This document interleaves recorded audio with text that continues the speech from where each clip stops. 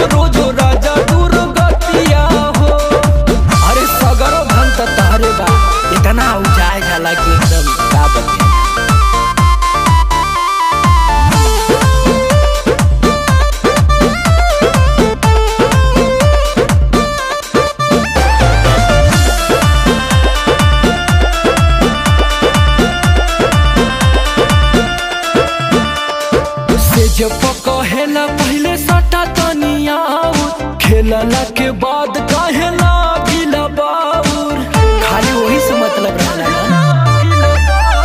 से। जब कहेला पहले सटा तनिया खेलला के बाद कहेला गिला बाउर, हर मुहे तब करेला न बतिया हो, हर मुहे तब करेला न बतिया हो, मजा मारी फेरी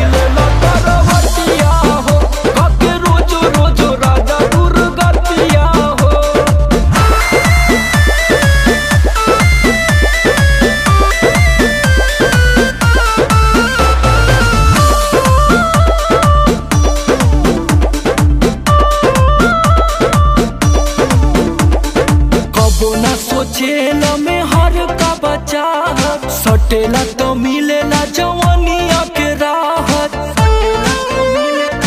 चिपकल रहा है रजो। कबो ना सोचे